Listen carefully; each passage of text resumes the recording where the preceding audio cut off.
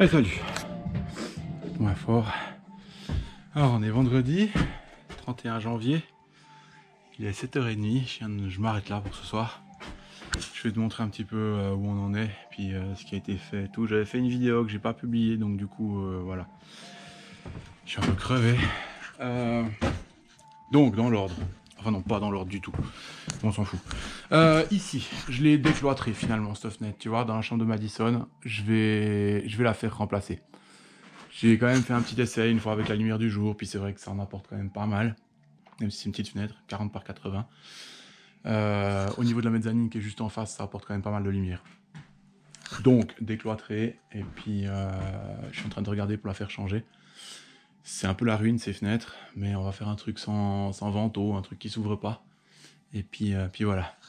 Dans cette pièce ici, j'ai enlevé, alors ça c'est Monia qui a fait tout ce mur là. Il y avait du plâtre, un vieux gypse tout pourri, qui selon le thermicien est une véritable éponge à flotte. Et puis du coup, décision de l'enlever. Alors Monia l'a fait à la main, que je t'explique pas. Elle y a passé, je pense, au moins une dizaine d'heures à faire tic tic tic tic un petit marteau. Et puis moi j'y suis allé comme un bourrin avec le marteau piqueur. Puis j'ai enlevé celle-là, celle-là, celle-là et puis celle-là là-bas en une demi-heure. Alors du coup, bon, avis de maçon, j'ai pas besoin de le faire, je le fais quand même, mais évidemment qu'avec le marteau piqueur, j'ai enlevé l'enduit précédent, qui devait être un enduit à base de chaux, que quand tu le regardes, il s'effrite, même quand tu le regardes pas d'ailleurs. Du coup, je repasserai un enduit sur ce qui reste, c'est assez vite fait, et puis ça me permet de reprendre un petit peu ce qui part et puis de le changer. Donc enduit là-dessus. Là-bas, j'ai repris aussi un petit peu. Il y avait une brique qui bougeait, ça me plaisait pas, donc j'ai mis un petit paquet. Ici, alors là, c'est le gros truc. C'est le gros truc. Merde, on va essayer de pas foutre en l'air le boulot de ce soir. Alors, l'autre soir, j'ai fait cette partie-là, la partie basse. Je me suis amusé, mais je t'explique même pas comment. Je sais pas si tu te souviens de cette cheminée. Sans doute pas, et puis en plus tu l'as même pas vu après que je l'ai désossé, parce que figure-toi que c'est de la brique rouge, un peu comme celle-là là, mais en beaucoup plus petit. Et puis, et j'ai jamais vu un truc pareil. Je pense qu'ils sont partis de tout en bas, et puis ils sont arrivés tout en haut, puis bon, franchement avec les moyens de l'époque, rien à dire. Mais elle part dans tous les sens, cette cheminée, elle est de travers, il y a 6-7 cm de différence sur les côtés, enfin c'est une catastrophe. Du coup, j'ai enlevé l'ancien enduit qui bien sûr ne tenait plus du tout, mais alors du tout. Je l'ai gratté avec à la meuleuse, avec des tourillons à métal, laiton et puis métal, et puis acier du coup, voilà. Et puis après, j'ai repassé cet enduit que tu vois là. J'ai mis un treillis fibre de verre sur toute la longueur. Et puis là, il doit y avoir, il y a 2 sacs, plus les 3, 5 x 3 cases, il y a 150 kg de chaux, plus la flotte, donc 35, 185 kg total. Il y a 185 kg sur cette cheminée.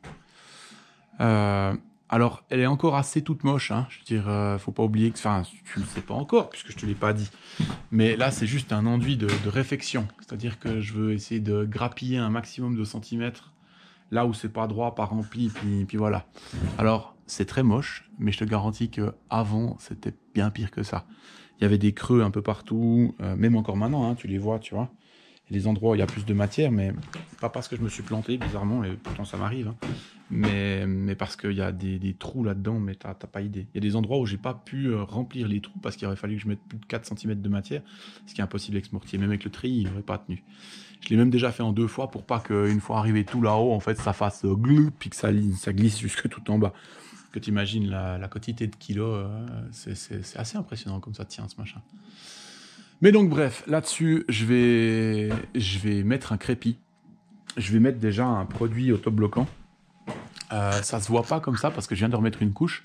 Mais là derrière, il y a une fuite de suie qui a percé à travers mon enduit. Donc quand je viendrai mettre mon marmorant, il va falloir que je mette une couche intermédiaire d'accrochage, un primaire de toute façon, mais qui en plus isolera complètement la cheminée puis qui fera qu'il n'y aura plus de remontée possible. Donc mes derniers centimètres, je vais les gagner au marmorant. Crépi et puis voilà. Donc ça. Qu'est-ce que tu n'as pas vu? Tu n'as sans doute pas vu ici. Là, j'ai fait une cloison là derrière que tu vois un petit peu. J'ai fait une cloison devant que tu vois beaucoup. J'ai fait une porte ici que tu vois maintenant. T'as vu comme elle est belle? Avec des charnières type invisible. Donc elles sont à l'intérieur de la porte, dans le battant, enfin dans le dormant, pardon. Et du coup, ça fait que je vais pouvoir mettre une petite bibliothèque là-dessus qui va englober la porte. Et puis ça fera une petite cachette secrète que Nathan, il est déjà tout content. Et puis voilà. J'ai aussi, avec l'aide de femmes de moi, refait ça. Alors tu t'en souviens sans doute pas, mais là j'ai tous les montants qui allaient directement sur les chevrons, ce qui n'était pas un problème en soi, mais c'est déjà pas joli, et puis surtout j'ai besoin d'un peu plus de solidité sur ce toit. Donc là j'ai remis un tirant, enfin un tirant, pas un tirant, un carrelet sur toute la longueur, ça va jusque tout là-bas. Là-haut où tu peux voir, j'ai aussi fait justement tout le tour en cloison, etc. Donc prêt à plaquer. Enfin, sauf que j'ai pas encore fait l'électricité, mais ça c'est à venir. Du coup, ça va jusque tout là-bas et j'ai repris tous les chevrons. Donc là, j'ai la recharge du toit en autoportant, je suis bien. Ça, je suis content. Il y a aussi pas mal de changements, je crois que je t'en ai déjà parlé. Cette foutue tôle sur ce pan de toit-là, on se dirige de plus en plus vers le fait de changer le toit. Donc ça résoudra aussi les autres problèmes du même coup. Surtout qu'on va pouvoir isoler en levant un petit peu le toit et ça fera que on va pas perdre d'auteur sous plafond ici. On va pouvoir en fait tirer notre pare-vapeur directement sur les chevrons plutôt que de devoir les descendre pour avoir 24 cm, pour avoir un rendement de 0,15, pour avoir une subvention. En toute simplicité. Quoi d'autre? Cette cloison-là, tu l'as déjà vue. Celle-là, Monia, elle est en train de la remplir. Ici, ce tirant-là, celui-là, on va le remplacer. On va mettre une plaque au sol et puis on va pouvoir couper cette poutre. Finalement, comme ça, Nathan, il n'aura pas à enjamber et puis à s'éclater la tronche quand il rentrera bourré de boîtes. Ça, c'est déjà une bonne chose. Ici, le Velux pas droit. Là-bas, le Velux toujours pas droit. La bonne nouvelle, c'est que si je refais le toit, du coup, ils seront droits. Ça, c'est déjà une bonne chose. Ici, pas beaucoup de changements, mais quand même. Je suis venu, comme tu vois ici, enlever tout ce qu'il y avait là. Il y avait une poutre au milieu, tu vois d'ailleurs le logement là-bas, si tu le vois, je sais pas. J'ai acheté des sabots à solive et puis du bois de 80 par 200 que je vais venir mettre ici, comme ça, perpendiculairement à ces deux poutres. Et puis là-dessus, je vais venir mettre après un contre-lambourdage de 80 par 120. Je t'explique pas la solidité du truc. Pas tellement pour gagner en solidité que pour monter en niveau. Parce qu'on est beaucoup plus bas là-bas. Et puis l'idée, c'était de récupérer la même chose partout. Donc voilà. Quoi d'autre? J'ai un charpentier qui est passé. Qui me dit que je peux y aller nettement plus sauvagement au niveau de mes bras et puis tout ça.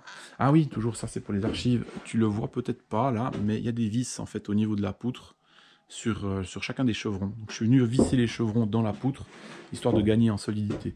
Ce qui fait que je vais venir aussi, je te montre un côté, mais ça sera les deux pareils. Ici, je vais venir mettre en fait un montant vertical qui va venir reprendre la charge de cette poutre. Ce qui fait que je pourrais couper, si je veux, ces deux bras, même celui-là là-bas aussi, et puis pareil de ce côté-là. Alors, je vais de toute façon pas tous les couper, hein, parce que non, voilà. Mais une partie, de toute façon, en tout cas ici, pour gagner de la place, c'est là qu'on va mettre notre lit. Donc là, il nous en faudra, et puis là-bas. Ensuite, toujours selon l'avis du même charpentier, celle-là, je peux la couper. Elle est de toute façon en prise ici, elle est reprise là-dedans.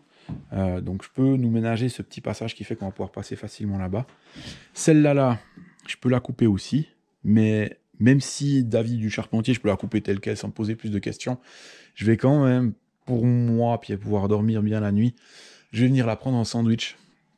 Mais je sais pas si j'avais pas déjà expliqué ça, mais je vais monter en fait avec deux montants de 140, percer en fait dans le fait, venir la prendre ici et puis m'armer au sol des deux côtés. Je vais la visser d'abord avec des vis toutes simples, et puis ensuite je pense que je vais percer au travers de tout, mettre des rondelles, une tige métrique, et puis elle est belle. Puis comme ça là, ça peut plus bouger. Ça sera pas mal. Ouais. C'est exactement ça que je vais faire. Je suis en train de me dire qu'il faut que je recommande des rondelles parce que celles que j'ai seront sans doute pas assez épaisses. Je préfère avoir un truc qui dépasse bien du bois. Donc voilà. Quoi d'autre? Des nouveaux outils. une sonde thermique pour pouvoir mesurer un petit peu mes pertes de chaleur et puis les ponts de froid, enfin, etc. Que je puisse voir un petit peu ce qui se passe ou comment, surtout que je vais commencer d'isoler pas mal. Et puis voilà, je crois que c'est un peu tout. Laisse-moi réfléchir. Ouais, je crois qu'on est pas mal. Et puis ben, du coup, demain, je vais mettre Monia sur le reste du mur. Demain, c'est samedi, donc. Le reste du mur ici, remplir un petit peu tout ce qui reste. Et puis moi, de mon côté, ben, je vais faire ces solives là-bas, que tu as vu. Et puis voilà, puis si ça a suffisamment séché, ben, je pourrais venir effriter, tu vois, ces petits trucs qui dépassent. Et ben, figure-toi qu'en fait, quand c'est sec, tu passes juste ton petit doigt comme ça, tu vois, voilà. Et puis bah, ça tombe, puis ça fait tout joli. Alors même si c'est pas nécessaire, ben, je vais le faire. Et puis là-dedans, je vais venir, après, quand je mettrai mon crépi, venir noyer des baguettes, enfin des profilés alu, qui vont me faire l'angle. Même s'il va falloir que je rajoute pas mal de matière pour pouvoir le mettre. Là, si j'en mets un maintenant, je vais avoir 3 cm qui manquent en haut. Catastrophe, cette cheminée. Catastrophe. J'ai vraiment hésité à la cloîtrer, à la coffrer, et puis ne pas me poser plus de questions. Mais je me dis que ça peut être plus joli, puis ça fait toujours un peu plus d'espace. Mais voilà. C'est fait, c'est fait. Voilà. Bah voilà, en te souhaitant. Hein, toute bonne soirée. Ciao.